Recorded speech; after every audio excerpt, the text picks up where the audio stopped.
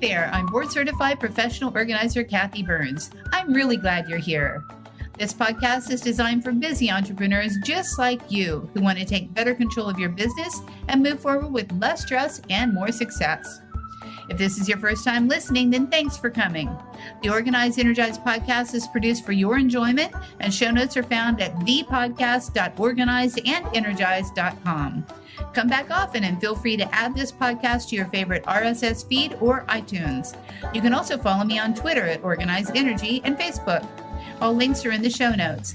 Now let's get into the show. Hi, everyone. Thanks for joining me this week. This week, I have an amazing guest who helps you publish a book that will grow your business. Her name is Ally Machate, and she is a publishing strategist, an author services expert, and the founder of the Writer's Alley. She is a former Simon & Schuster editor with 25 plus years experience in the industry. So if you're looking to grow your book, write your book, understand what to do with your book, she is the girl. She helps authors write, publish, and sell high quality books that fuel business growth, attract ideal clients, and boost authority. Ally's known for her honest, strategic approach, and she helps authors cut through the noise, avoid the mistakes that you shouldn't be making, and turn your books into real engines of visibility and results. You're going to love this interview. So let's jump on and let's meet Ally. Hi, Ally. I'm so glad that you're here today because many people either have written a book, want to write a book, don't know what to do with their daggone book when they're done. And you're the expert for that. I didn't realize, I've known you, but I didn't realize you were Simon & Schuster for many, many years. Yeah. So tell me about that background.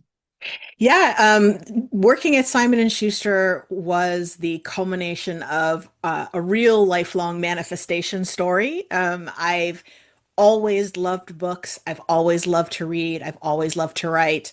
My mom loves to tell people I started learning to read when I was 3 because they couldn't read enough to me. I was frustrated that my parents just didn't spend all day reading to me. So I decided I had to learn for myself. And I would make little books out of construction paper and crayons and hand them out to people and tell them that I was a book publisher. And fast forward a few years, I started school, and everyone asks you, "Oh, what do you want to be when you grow up? What do you want to be when you grow up?" And I would tell them that I wanted to be a writer, a lawyer, and an editor at Simon & Schuster. Wow. And here you are. Uh-oh. I'm frozen. Oh, there we go. Let's start over. I'm sorry. Okay. I don't know if that was you or me. I don't know. I turned into the bewitching hour in about 2 hours when the kids come home. My internet, even though I have the highest device, let's say we're going to start over. Okay. Oh, let me turn off and on so she'll see. And we're back. As promised, we're going to talk to Ally. Now, Ally has been around, been there, done that in the publishing industry. And welcome to the show. Thank you so much for having me, Kathy. Yeah. Hey, I didn't realize that you had worked for Simon & Schuster. So talk to me about your background. How did this all begin? Yeah, getting that job at Simon & Schuster was really the culmination of a lifelong manifestation story. I've always loved to read. I've always been into writing. My mother loves to brag and tell people that I started reading at the age of 3 because I was so frustrated that my parents wouldn't just sit around and read to me all day. I loved reading. I loved story time. And so I just figured I have to figure it out myself. And I would make these books out of construction paper and crayons and give them to people and tell them I was a book publisher. And, a few years later, we started school, and you get to that age where everyone always asks you, what do you want to be when you grow up? And I would tell them that I wanted to be a writer, a lawyer, and an editor at Simon & Schuster. Yep. I don't know where it came from. Probably my parents just explained to me what a book publisher was, and there must have been a book in the house from Simon & Schuster, and I just latched onto that one. But whatever the reason was, it stuck with me my whole life. And, I did all the academic, like editor of the school paper and yearbook committee and all that stuff. Interned in college for a small regional publisher, and then lo and behold, I was very fortunate to get my dream job and be an editor at Simon & Schuster when I graduated. That's amazing. What book, when you think back on that career, what book sticks out in your mind that you had worked with? that I worked with at Simon and Schuster. Yeah, Oh, yeah. well, one of my proudest projects was a book called Ruminations on College Life by a gentleman by the name of Aaron Caro, who it was his first book. So at the time, Aaron and I were about the same age. So he'd been out of school for a few years and he had amassed a mailing list, which at the time, we didn't have all of these tools that we have today, right? We're talking about the early 2000s. And Right. Aaron had built a mailing list throughout his college years with a very simple kind of newsletter that he had created called Ruminations on College Life. And he had 15,000 subscribers to this list. That's a lot way back then. A lot, a lot. And it had just sort of grown through word of mouth because he was so funny and people really enjoyed it and would forward it around and more people would sign up. And so we bought the rights to Aaron's first book and we worked with him to cull the best content from these humorous emails. It was very Seinfeld style kind of observations, right? Ruminations on college life. And Uh-huh. the book went on to do very, very well. It went through numerous printings. We did a follow-up. I think it was called Ruminations on 20 something life or 20s life, something like that. And ever since, Aaron's career has just exploded. He's been on comedy specials, he's been on, I think, Netflix and VH1, and he's written a bunch of other books. And I feel very proud to have been a part of his beginning. Yeah, I see him as okay, ruminations of a man at 40, ruminations of a man retiring. I mean, he could go on and on and on and on, and people would probably love it. Yeah. That's a great story. That's fantastic. So, tell me about do you have any other stories about client now that okay, so you've left Shimon's. Oh, yeah, we have to talk about that.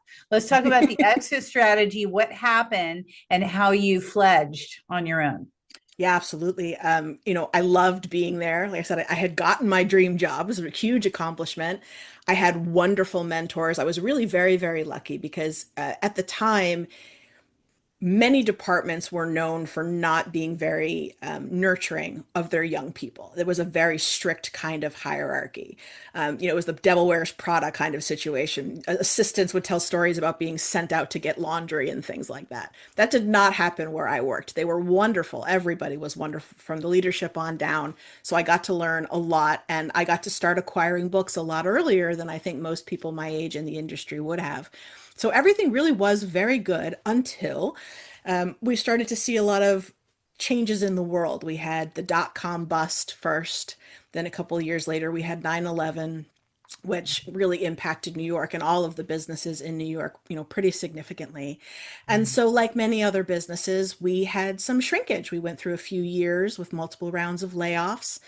And because we were owned by a large corporation, which is one of the hallmarks, of course, of Big Five publishing, is they're all owned by very large companies. We were owned by Viacom at the time. And we had reduced our workforce to about a third of what it was when I started, and yet we're still producing the same number of books. Yeah. So things got very difficult, and it was really an untenable situation. And I felt very stuck because they had sort of gotten rid of all of the positions in the middle. So we had the junior folks and the super senior folks, and there really wasn't anywhere to go. So I was buying books and meeting agents and editing books, but there was no room for me to progress in my career. So I was almost finished with a master's degree. I had been going part-time for a number of years, and I decided this is a good opportunity. I'll quit.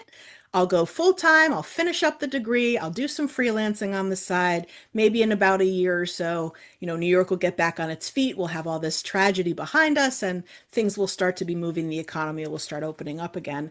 And I just loved working directly with authors so much, I never went back. Fantastic. Who was your first client? Oh my gosh. I honestly can't remember, but I can tell you some of my very early projects. I was hired by my bosses at Simon and Schuster to edit a few of the books I had acquired. So that was a really great start. They let me continue those projects, which I was very grateful for. I remember writing copy for a jewelry designer who needed copy for her display cards. It was kind of Mhm. unusual. In the beginning, you take everything, right? When you're Right, right. freelance. Of course. And I wrote Spark Notes guides. I don't know if anybody remembers Spark Notes. They were Barnes and Noble's answer to Cliff Notes. Oh, yeah, yeah, yeah. I wrote a bunch of those. Those were some of my earliest projects. That's pretty cool. Yeah. That's awesome. So, where are you at right now? What's your passion project with your company? Well, my own passion project is probably my own book, to be honest. I'm writing my own book for the first time after years of helping other people produce their own books. And as a ghostwriter, I wrote numbers of books that, of course, were not published in my name and were not really mine. So I'm Sure. now working on my own book and I'm very excited about it. That's great. So are you going to give us a little hint, a little Yes, yes, of secret? course. Yeah, it's called the Author Advantage Playbook, and it is specifically designed for these folks that I've been meeting now for years and years, experts like yourself who have a nonfiction book that's related to their business.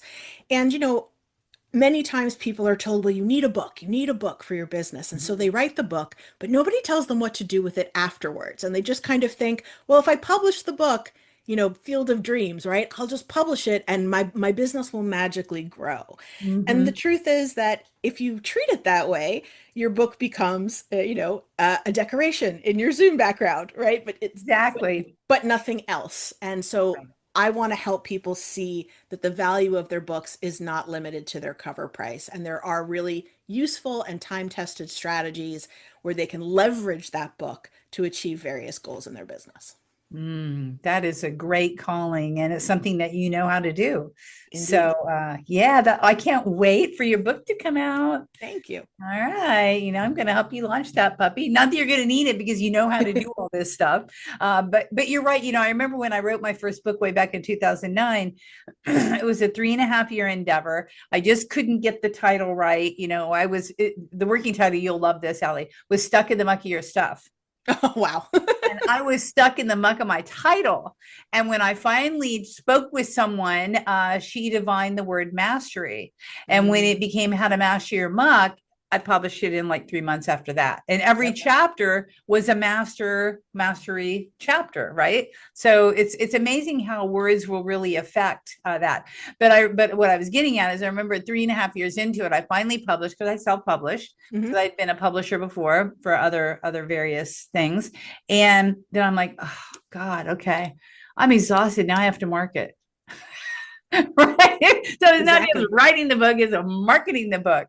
And it takes a lot of diligence and effort to market. So I think hiring you would have been a big shortcut for me way back in the day.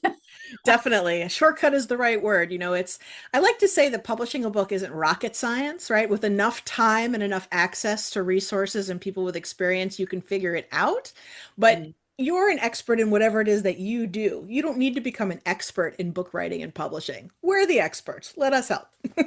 Exactly. Shortcut and get rid of all the grief and the agony and and not doing it right anyhow, because you only really have one launch Yeah. until you do a revised revision or whatever.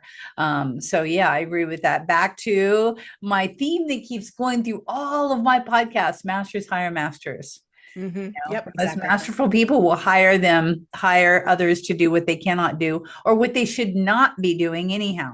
That's right. That's right. I mean, writing a book, as you said, in and of itself, which that's not something someone else can do for you unless you hire a ghostwriter, which is a very expensive proposition.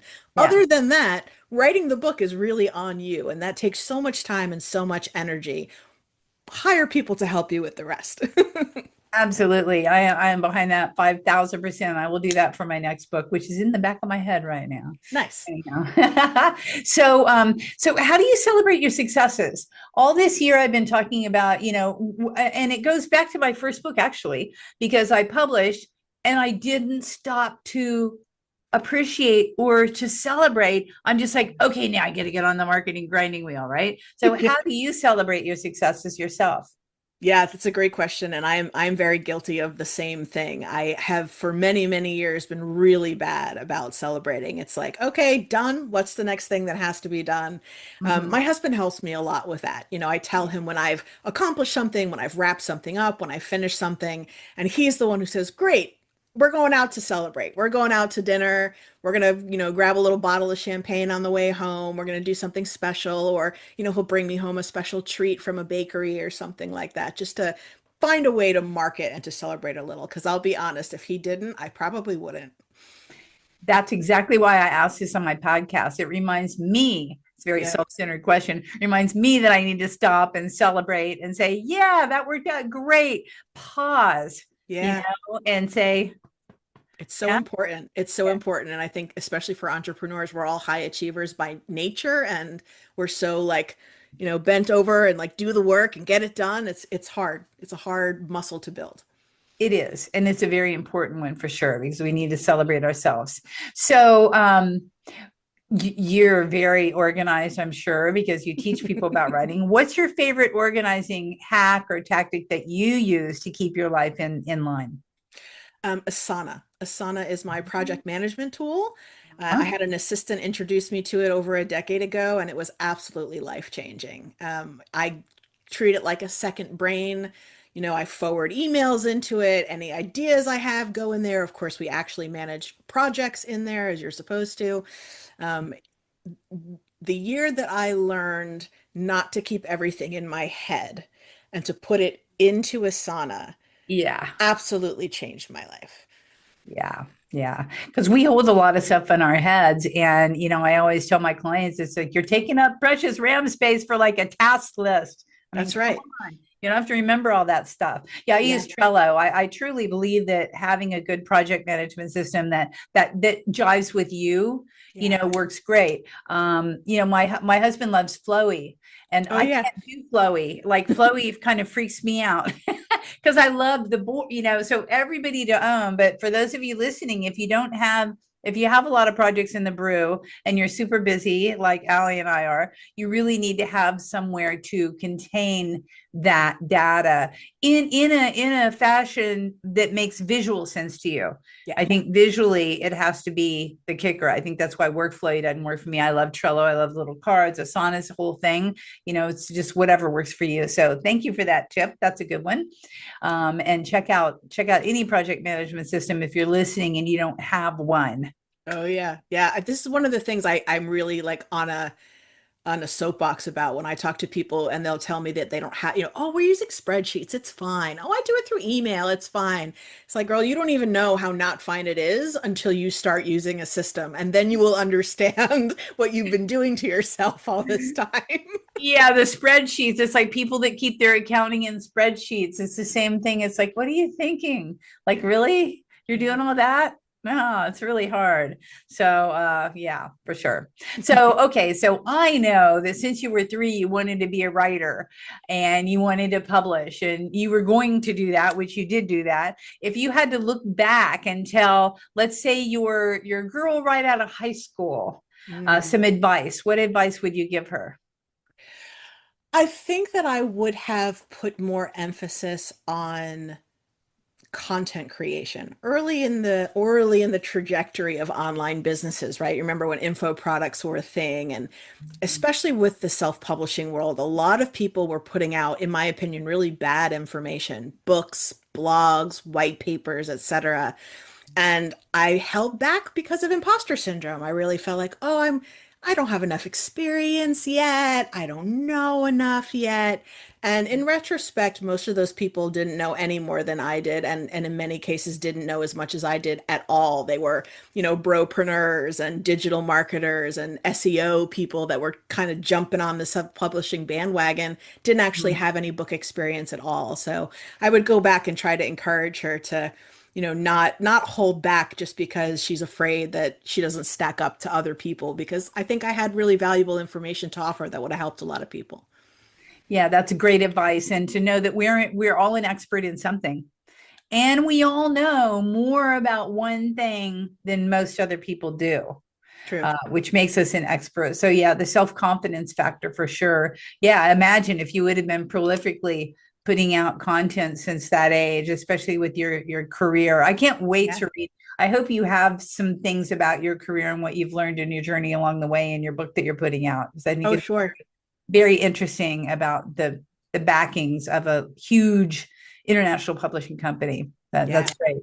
So I know that you have a free valuable resource, and I'm excited to hear what you're going to give. What is it that our people can download or use or tap into from Ally? Well, if they go to the URL offers.thewritersally.com Okay. /organized and energized, it will take them to, Oh. yes, it will take them to my recorded webinar called Don't Write the Wrong Book.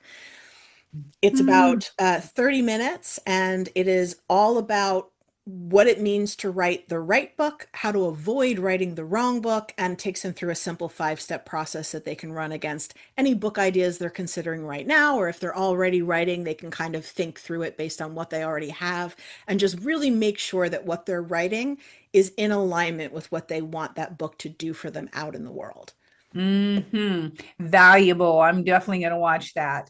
Because we have all the things formulating in the back of my mind. What is it? And I'm such a content creator. It's like I just love that, right? But thinking about what's the desired outcome, that's something that it doesn't come naturally for me. It comes naturally just to put it out there.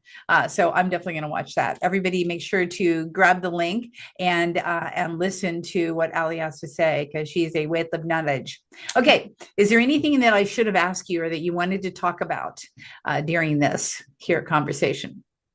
Well, I think it probably just relates to that free gift to sort of set the stage for that. One of the questions or one of the things that I hear very often when I do these podcasts or when I do speaking engagements is people always say how everyone tells them they need a book as part of their business. If you have a business, you have to have a book. And I think that that actually leads a lot of people into writing a book that isn't really in alignment. You have creativity and then you have strategy. And those two things really have to go together if you want to get results. Like we said, you can publish a book that looks really good, that reads really well, that is by all objective measures a good book that still doesn't sell well or doesn't get you the results that you might have wanted for your business. So it isn't enough to just write a good book. It has to be a strategically designed and aligned book. And not everybody needs a book. It may not be the right tool to get the job done. It may not be the right time in your business. Like we talked about, it's a huge investment of time and energy and resources to do it correctly. There may be other things that time and money is more beneficial to use in your business right now than producing a book. So I think books are wonderful. I think lots of people benefit from them, but I don't agree that everyone has to have one. Yeah, I'm with you on that. This leads me to probably my final question, which just came up in my brain. How do you feel about, or what's your viewpoint on the co-author series deals where, you write a chapter so that you can be an author? What's your take on those books? You know, I don't want to poop all over somebody else's business model. There are people who do these regularly, and I think that the books themselves can be good.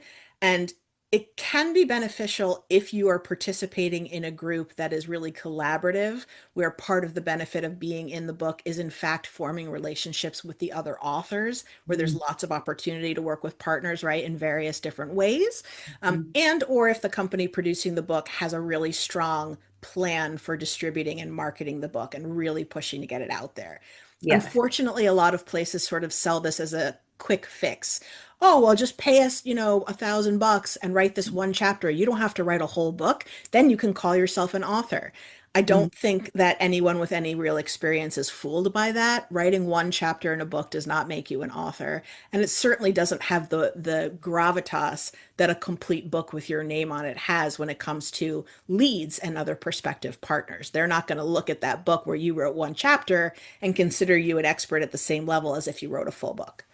Yeah, I've always wanted to ask a publisher that question. So thank you for answering that. Yeah.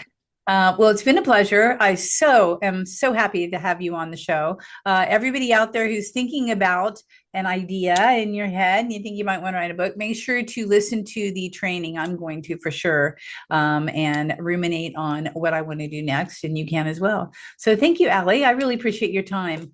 Yeah, it's my pleasure, Kathy. Thanks again. Yes, and keep us in touch when your book comes out. I sure will.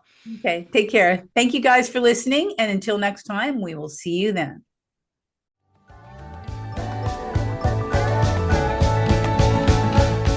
Hey, thanks for listening to this podcast. I hope you enjoyed this episode. And if you want to hear more, feel free to subscribe on the platform of your choice. Also, if you feel so inclined, I would truly appreciate a good rating from you to me. Have a stellar day.